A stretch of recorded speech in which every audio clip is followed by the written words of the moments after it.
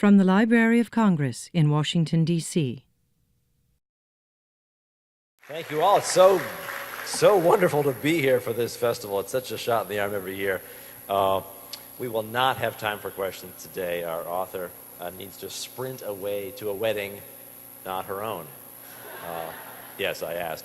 A brilliant debut novel like Homecoming can be deceptive. I mean, it seems to come out of nowhere, doesn't it? I mean, how can such talent just spring up suddenly and dazzle us all? And then she's on The Late Show with Seth Meyers, and you're like, who is this person? Where did they come from?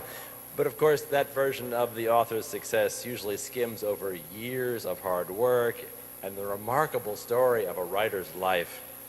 Yaa Gyasi was born in Ghana and came to the United States when she was 2, and her family eventually settled in Alabama. She holds a BA in English from Stanford and an MFA from the Iowa Writers Workshop, and I think she was one of Marilyn Robinson's students. Which does not surprise me. Her work on Homegoing took 7 years. She's only 27 years old. And it was not a sudden or straightforward road to success. The idea of the novel first came to her as a college sophomore when she visited Ghana and toured the Cape Coast Castle, this old fort where slaves were once held before being shipped out. Eventually, she conceived of this vast and complex story about slavery and racism that begins in the 18th century with 2 half-sisters who don't know each other. They are, as she writes, like a woman and her reflection, doomed to stay on opposite sides of the pond.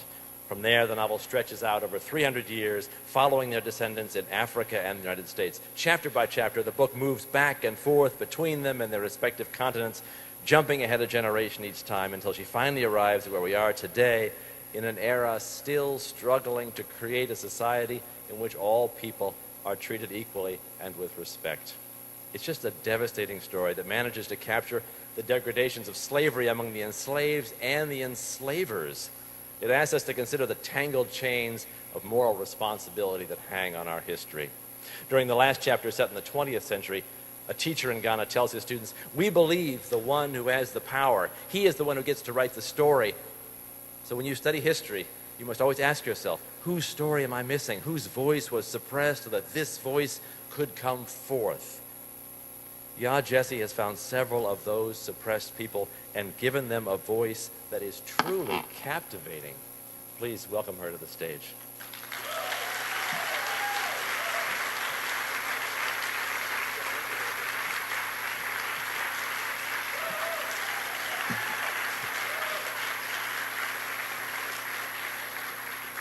Thank you so much, Ron, for that introduction, and thank you all for coming today. As Ron mentioned, I'm sorry we only have a short amount of time together. I have to run off because I'm maid of honor in my best friend's wedding. So we won't have time for a Q&A, I'm afraid. I want to begin this talk with a story. James Powell was 15 years old. He was playing with his friends in front of a building in a predominantly white neighborhood when the superintendent of the building started spraying the boys with a water hose. Annoyed, perhaps angry, Powell started chasing after the super. A police officer by the name of Thomas Gilligan responded to the scene. Moments later, Powell was shot dead. Did he have a knife? Did he not have a knife? Every account seemed to differ. 2 days later, what we now refer to as the Harlem Riots of 1964 broke out, causing damage and destruction and numerous arrests. These riots come up in my novel Homegoing. A character named Sonny is thinking about the damage while walking to his mother's house in Harlem. He's fearful, he's worried, but also he just needs to get home. Homegoing is a novel that follows the family lineage of 2 half-sisters. The first half-sister, Afia, is the wife of the British governor of the Cape Coast Castle, a slave fort that still stands in the country now known as Ghana. Essie, the second sister, is kept in the castle as a slave before being sent to America. The novel travels through 250 years of Ghanaian and American history. each chapter devoted to a new descendant of Afia and Essie, all the way down to the present day. I started writing Homegoing in 2009 after visiting the Cape Coast Castle and taking a tour. On that tour, the guide spoke to us about how the British soldiers who lived and worked in the castle at the time used to marry the local women. From there, he took us down to see the dungeons, and I wish I could describe to you all what it felt like to stand in those dungeons. They still smell. Even though centuries have passed, they're still covered with grime. The death can't be washed away from those walls. I knew that day in the castle that I wanted to write about this history. But over the course of the 7 years that I worked on this novel, my project grew and grew. In part, I think, because the more I wrote about and studied the past, the more concerned I became with our present. There's a quote that's often attributed to Mark Twain that goes, "History doesn't repeat itself, but it rhymes." Even today, as I stand here, our country is yet again in turmoil following the extrajudicial shootings of Black men. Governor Pat McCrory of North Carolina declared a state of emergency on Wednesday night as the uprisings in Charlotte started to swell. We've been here before. This moment rhymes with ones we saw in Baltimore last April following Freddie Gray's murder, and that moment rhymes with ones we saw in Ferguson 2 years ago following Mike Brown's murder, and those moments rhyme with the one I described to you earlier in Harlem in 1964, more than half a century ago, following James Powell's murder. In 1967, Dr. Martin Luther King delivered a speech at Stanford University where he said the following: "I think America must see that riots do not develop out of thin air. Certain conditions continue to exist in our society, which must be condemned as vigorously as we condemn riots. But in the final analysis, a riot is the language of the unheard. And what is it that America has failed to hear? It has failed to hear that the plight of the Negro poor has worsened over the last few years. It has failed to hear that the promises of freedom and justice have not been met. And it has failed to hear that large segments of white society are more concerned about tranquility and the status quo than about justice, equality, and humanity. And so in a real sense, our nation's summers of riots are caused by our nation's winters of delay. And as long as America postpones justice, we stand in the position of having these recurrences of violence and riots over and over again." This quote was shared widely across my social media circles this week. It's powerful. Another example not only of Dr. King's wisdom, but also of his prescience. You read it and you think, how did he know? This quote is often truncated, ending with the famous quote, the famous phrase, "A riot is the language of the unheard." But I am often most struck by the consequence that Dr. King lays out, that as long as America continues to postpone justice, we stand in the position of having these recurrences of violence and riots over and over again.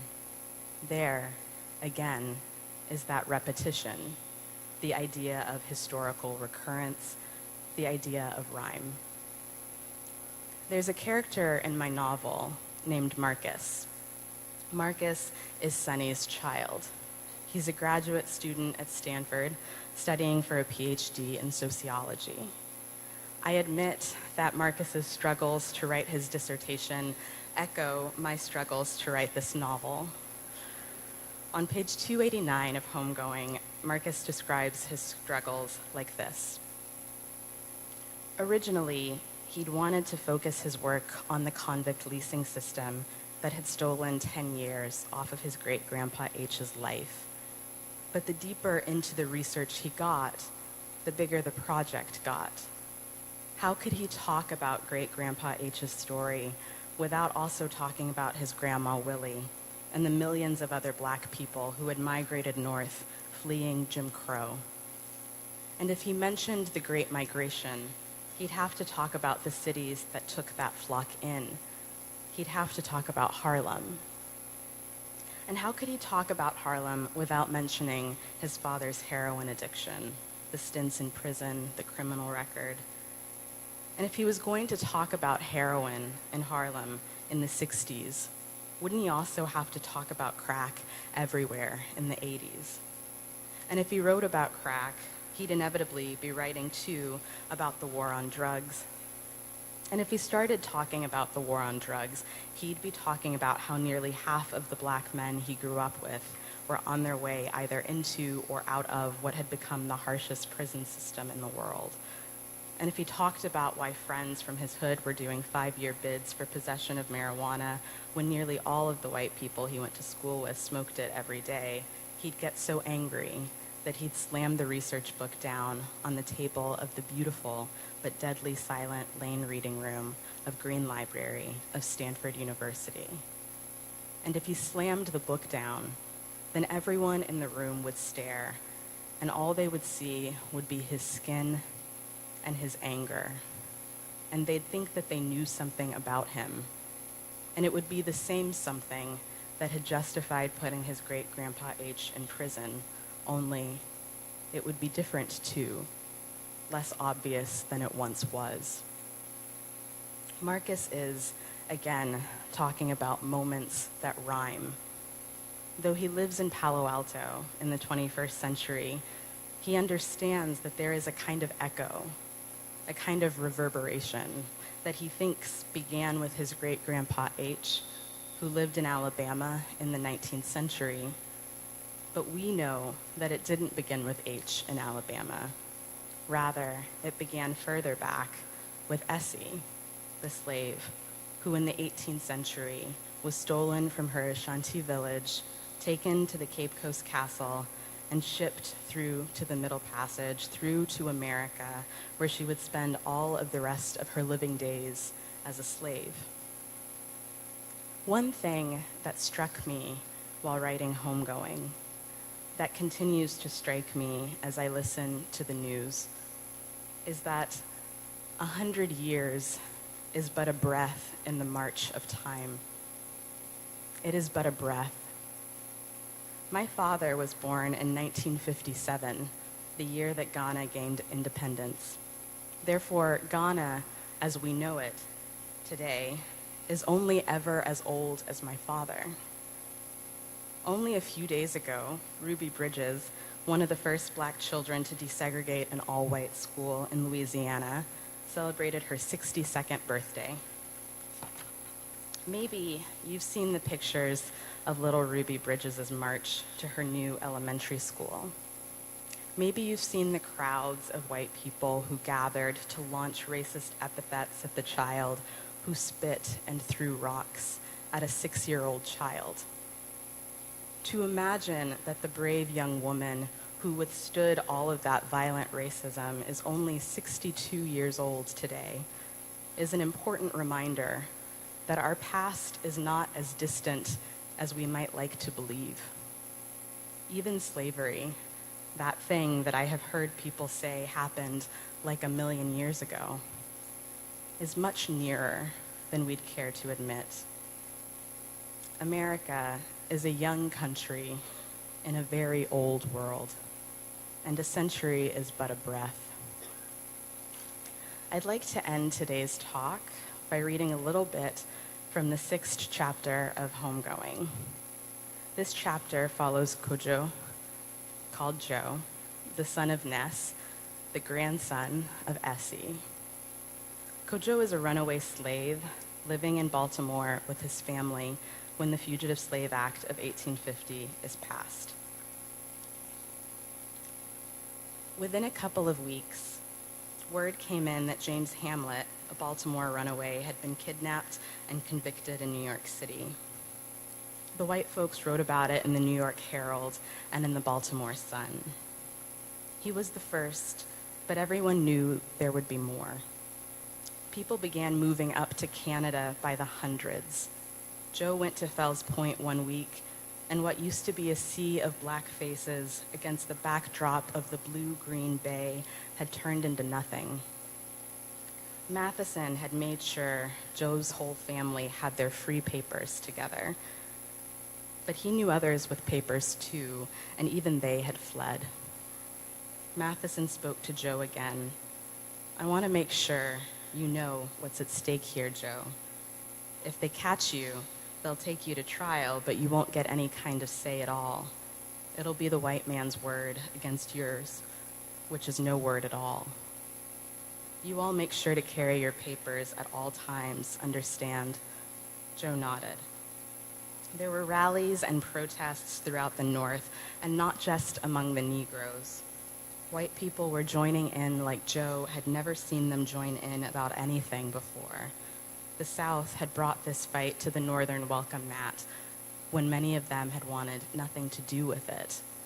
Now, white people could be fined for giving a Negro a meal or a job or a place to stay if the law said that Negro was a runaway. And how were they to know who was a runaway and who wasn't? It had created an impossible situation, and those who had been determined to stay on the fence found themselves without a fence at all. In the mornings, before Joe and Anna went off to work, Joe made the children practice showing their papers. He would play the federal marshal, hands on his hips, walking up to each of them, even little Gracie, and saying in a voice as stern as he could muster, "Where are you going?" And they would reach into the pockets Anna had sewn into their dresses and pants, and without any back talk, always silently, thrust those papers into Joe's hands.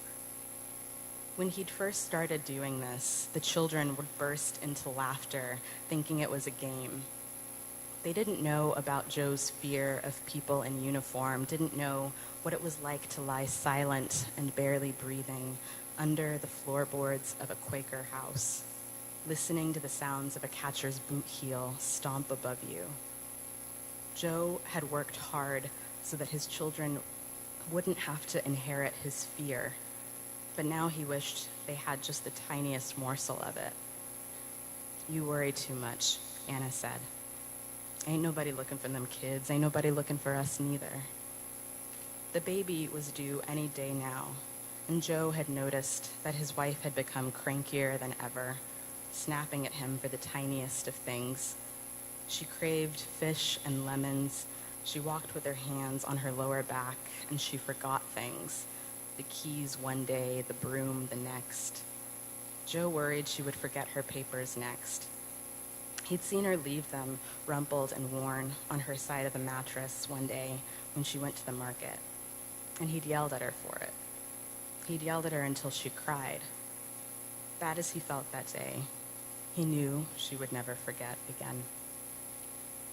Thank you all so much for listening.